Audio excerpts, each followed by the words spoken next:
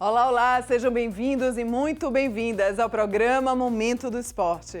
Olha só, viu? Você de Salvador e região metropolitana que acompanha a TV Alba, os canais são 12.2 pela TV aberta ou 16 na NET. Se aí na sua cidade ainda não tem o sinal da TV, fica tranquilo, tá? Pois você pode acompanhar pelo YouTube toda a nossa programação. Aqui você encontra nesse programa notícias sobre esportes amadores, profissionais e também olímpicos. E claro, todas as novidades no mundo esportivo. E matérias e dicas sobre saúde e bem-estar. Para você ficar sempre bem informado de corpo e mente, tá? Fica aí e vem com a gente que começou o Momento do Esporte.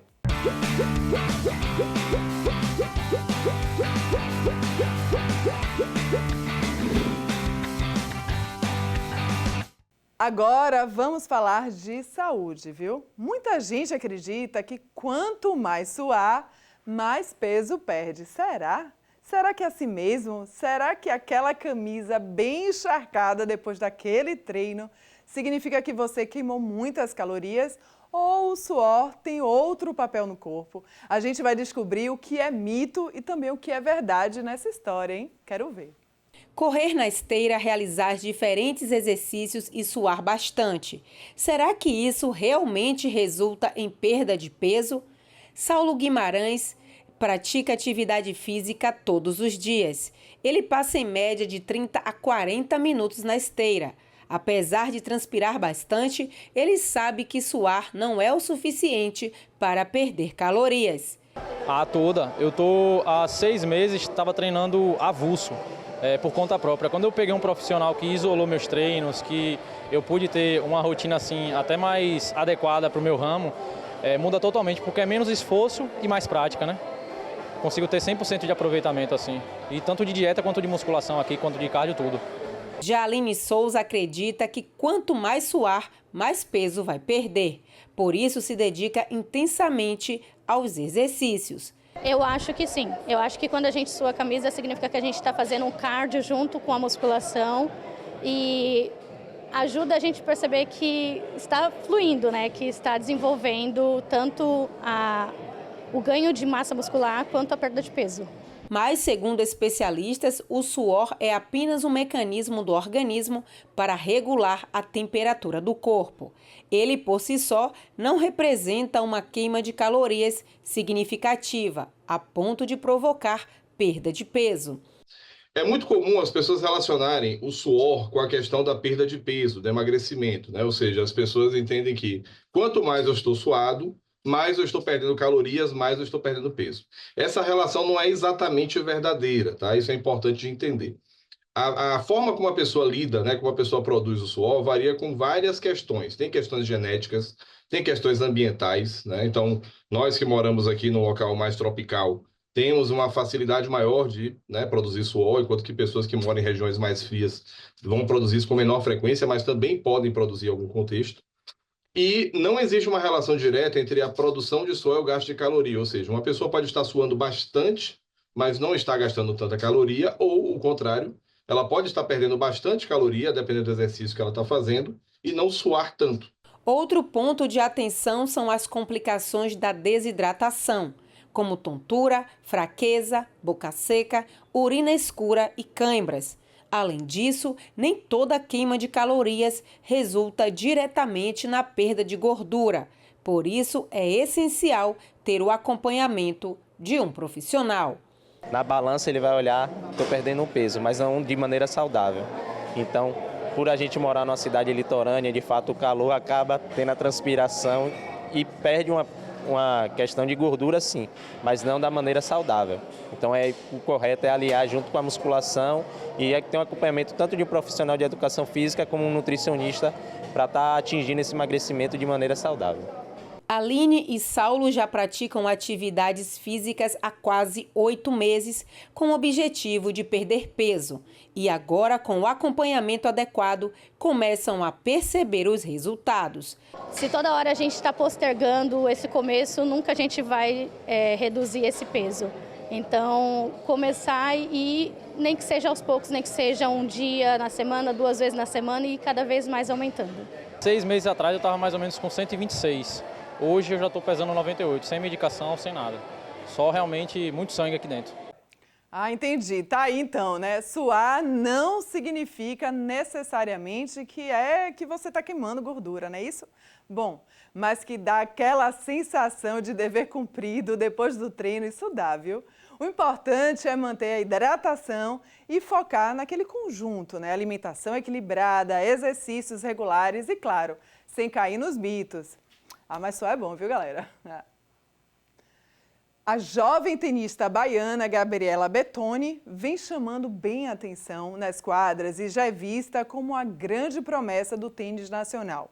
Apenas com 13 anos, ela já coleciona títulos importantes, equilibra treinos puxados com estudos e sonha alto, viu? E olha só, o Wimbledon pode estar logo ali, bem naquele caminho dela, viu? É nas quadras e lançamentos de bolas que Gabriela, de apenas 13 anos, se realiza. O esporte exige estratégia e raciocínio rápido dos competidores, o que ela tira de letra. E olhe que o que começou como brincadeira virou assunto sério, ou melhor, uma paixão. Mesmo em meio a uma rotina puxada, ela ainda encontra tempo para os estudos e lazer, mas sem perder o foco. Hoje, Gabriela se destaca como grande promessa do tênis baiano. Meu treino às vezes começa às 2 ou às 3 e aí eu acabo estudando de noite, o assunto do dia, e aí eu me viro. Meu pai, ele jogava e aí eu comecei a jogar desde pequena, ele me influenciou, mas foi na brincadeira, eu sempre gostei de esporte e daí eu me apaixonei pelo tênis. O desempenho de Gabriela é mesmo de impressionar. A jovem promessa do esporte já conquistou 4 títulos de duplas e foi vice-campeã em simples e duplas no tradicional Banana Bowl. Para seguir brilhando nas quadras, ela treina duro. São mais de 2 horas de aula todos os dias. E quem disse que ela reclama? Talento e dedicação a definem. Gabriela, ela é muito comprometida, né? Muito esforçada. Ela, para quem está de fora, né, encarando, vendo ela treinar nesse sol, acha que é sacrifício, mas para ela é uma paixão, é natural, né? Não tem tanto sofrimento como parece, né? Então isso vem dela. Além do esforço, o apoio recebido pelo Faz Atleta, programa do governo do estado e dos pais, faz toda a diferença na conquista dos títulos da promissora tenista. Sem esse apoio, nada seria possível. A gente não teria condição realmente, são muitas viagens, é um esporte sim, um esporte caro e precisa estar na estrada, estar viajando, estar o tempo inteiro, ela está competindo no Sul-Americano e sem o apoio nada seria possível. Agora, a Gabriela se prepara para o próximo desafio, a Copa Coçar, torneio que pode levá-la ao Wimbledon, o mais antigo e prestigiado campeonato do tênis mundial. Ela, que se inspira em outra grande estrela do tênis feminino, promete dar o seu melhor. Hoje em dia, no profissional, eu me inspiro na Mira Andreeva, que ela no feminino. Ela acabou de ganhar um WTA 1000, já é o 2º consecutivo e eu adoro o comportamento dela e eu me inspiro nela. Que talento, hein? Com essa dedicação toda, não duvido nada que a gente ainda veja a Gabriela brilhando nos grandes torneios mundiais. E olha só, hein? O Wimbledon pode estar cada vez mais perto. Mas fica de olho, viu? Porque essa menina promete, eu tenho certeza. Ela é sinônimo de força, disciplina e conquistas. Com 12 títulos mundiais, Martina Hey, uma grande rainha, né? É uma referência no karatê, quebrando barreiras e inspirando cada vez mais mulheres a entrarem no mundo das artes marciais. Além de atleta de alto rendimento, é professora, advogada e segue mostrando que o esporte de luta também é um espaço feminino. Martina, seja bem-vinda aqui ao programa, viu? Agora, eu queria saber, o karatê, por exemplo, é bastante, a gente vê muitos homens, né? Ainda existe esse mito muito grande que as mulheres ainda são bem menores, ainda não se sentem bem-vindas ao karatê? Isso tem mudado muito, né? A minha realidade, quando entrei no karatê para cá, é surpreendente. Mas ainda fica um resquício desse espaço destinado aos homens. Mas cada dia que passa, o número de mulheres praticando arte marcial, karatê, sendo professoras e dirigentes, está muito maior. E o meu trabalho é fazer com que isso desenvolva cada vez mais. Você começou bem novinha, né? Comecei. E, a princípio, eu queria treinar desde 3 anos de idade. Mas seu pai, sua mãe, alguém fazia karatê em casa? Não, ninguém. Mentira! Isso tudo foi influenciado pelas séries japonesas, né? Sim. Da minha infância. Karate Kid. E o filme Karate Kid, principalmente Jean-Claude Van Damme. Maravilha. Então, quando eu era menor, eu queria ser Jean-Claude Van Damme. Então, eu pedi a meu pai para me colocar na academia, só que como eu era muito nova, normalmente as academias não pegavam crianças tão pequenas. Então, eu passei pelo balé, passei pela natação e meu irmão mais novo entrou no karatê com 5 anos. Aí foi aí que meus pais me colocaram no karatê, depois que ele ingressou. Seu irmão entrou para ver como é que estava ali, para depois você ir atrás, né? Foi mais ou menos isso mesmo que aconteceu. E de lá para cá, tanto eu quanto meu irmão, a gente nunca parou de fazer karatê. Ah, seu irmão também faz ainda e compete? Meu irmão ainda compete, faixa preta 3º dan. Hoje eu sou faixa preta 5º dan e dou aula de karatê e ele me acompanha em todos os eventos. Agora, em relação aos torneios, qual foi seu primeiro torneio mundial? Conta aí. Olha, meu primeiro torneio mundial foi em 2006 no Canadá e eu fiquei em 4º lugar em kata em equipe. Aí, depois disso, eu participei de quase todos os eventos, que normalmente são de 2 em 2 anos. É mesmo, Isso. mulher? Retada. Para que as pessoas entendam como é que é dividido o karatê, né? As categorias, por exemplo. Bem, depende da federação. Então, eu participo de 2 instituições diferentes. Mas, na grande maioria das federações, a gente tem 2 divisões, que é a parte de kata, que a coreografia é uma luta imaginária, e tem a parte de comitê, que é a luta propriamente dita. Aí a gente tem modalidades em equipes e modalidades individuais. Que maravilha, viu? Agora, 12 títulos mundiais, mulher, isso mesmo? Isso mesmo. E vem mais aí? Olha, eu já estava pensando em aposentar, mas só que meu último campeonato mundial foi ano passado e foi surpreendente, porque eu já não esperava mais ter um rendimento tão bom. Né? Eu participei do último campeonato mundial, que foi em Portugal, e eu fui campeã tanto de kata quanto de comitê. Isso reacendeu a chama de continuar competindo, porque eu acho que ainda dá para eu postergar um pouquinho o pensamento da aposentadoria. E eu espero que sim, viu? Agora eu queria fazer uma pergunta bem específica em relação ao empoderamento feminino. Eu acho que toda mulher, né, deveria ter no sangue, pensar em fazer algum tipo de luta, defesa, arte marcial. Você compartilha também desse pensamento? Eu compartilho. Eu acho, como a natação, é questão de sobrevivência. Sim. Né? Então, a gente tem que aprender a nadar para sobreviver, né? Para a saúde e também essa questão da defesa pessoal. Sim. Então, a pessoa tem que ir numa academia, procurar uma arte que você se identifique, porque nos dias de hoje está muito perigoso ser mulher.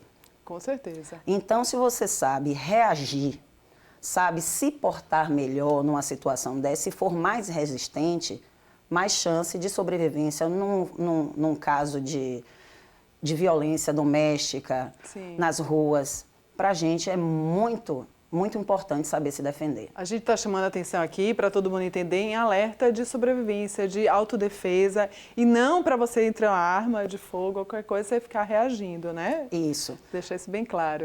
Porque o treinamento para arma de fogo é muito diferente e muito arriscado. Sim. A gente nunca aconselha que a reação em assalto, ou etc., né? Mas o que tem aumentado são os casos realmente de violência doméstica. Tem aumentado, O né? perigo está perto da gente. E muitas vezes Não vê, né? a gente não vê, a gente não sabe e nem mesmo se utiliza de armas. Com certeza. Então a gente tem que preparar nosso corpo para reagir e suportar a agressão. Agora, mudando para outro lado, seus alunozinhos, eu estava vendo no Instagram, tem um monte de pirralhada lá que você dá aula, né? Tenho. Então, minha primeira formação foi em Direito, depois eu resolvi só trabalhar com Karatê, né, que foi minha paixão a vida toda, eu nunca interrompi meus treinamentos. E aí veio a vontade de só dar aula. Para melhorar as minhas aulas, eu entrei na Faculdade de Educação Física, me formei. E agora eu estou com uma associação que já tem uns 4 anos de fundada. Então lá eu dou aula para criança pequena, para adolescente, para adulto, para idoso. Então eu pego de criancinha até a melhor idade. Todo mundo pode fazer karatê, né? Isso. Então é bom a gente falar isso, não tem idade, né? Não tem idade. Você tendo disposição, querendo fazer, pode fazer, né? Pode fazer. Que maravilha. Mas a gente não ia esquecer, tem uma vaquinha, porque você acredita com todas essas medalhas, Martina não tem patrocínio. Não tenho. Um absurdo, né? Então a gente também de vez em quando você faz, né? Uma vaquinha para outros atletas, para seus alunos, não é isso? Então, é muito difícil conseguir patrocínio, né? Para um país que normalmente ele volta seus olhos todos para o futebol. Poxa. Então, qualquer outro tipo de esporte, ele é colocado um pouquinho de escanteio. Então, a gente tem muito talento em várias áreas, principalmente no karatê, eu posso falar por mim. E eu tive patrocínios pontuais em minha vida, mas nunca uma empresa, alguém que me levasse, entendeu? Durante um bom tempo. E agora, como professor, eu tenho 2 preocupações. Eu, que ainda sou atleta, e meus alunos. Porque eu vejo o esforço, né, dos pais, e eu tenho um projeto social também, em um colégio estadual do governo, e é muito complicado você ver a evolução do aluno sem ter condições de pagar um exame de graduação, sim, sem ter condições de pagar uma inscrição de campeonato. Então, eu faço campanhas de arrecadação, tanto para mim, e agora com foco principalmente nos alunos da Reica. E você aí que é grande empresário, quer contribuir, quer ajudar qualquer atleta, dá uma olhadinha aí no programa Momento do Esporte. A gente sempre vai trazer convidados aqui, muitos deles não têm patrocínio. Principalmente aqui, olha só, Martina Rey, essa grande karateca. Olha só, muito obrigada. Obrigada por ter vindo. Eu sei que você está corrida, tem muita aula hoje, ainda vai voltar correndo, né, para a academia. Queria te agradecer por ter vindo. Eu que agradeço o espaço, o momento e esse bate-papo prazeroso. Ótimo. E aí agora você fique ligado, viu? Que você vai saber tudo o que está acontecendo no esporte aqui pela Bahia nesse final de semana. O jogo de volta do Clássico Bavi acontece amanhã, às 4 horas da tarde, lá no Barradão. O Clássico vai decidir o grande campeão do torneio. Na primeira partida, o Bahia venceu Vitória por 2-0 e possui a vantagem na decisão. E o Momento do Esporte fica por aqui, mas o papo continua, viu? Se você tem sugestões sobre esporte, saúdes, campeonatos ou quer ver seu esporte favorito por aqui, é só mandar pra gente pelas redes sociais, pela TV Alba ou no meu Instagram, que com certeza a gente mostra aqui. Foi ótimo ter sua companhia. Aproveite o final de semana, se cuide, se movimente e, claro, não esqueça, o programa completo você vai ver na rede social, pelo YouTube, tá tudo lá. Bom final de semana, tchau, tchau.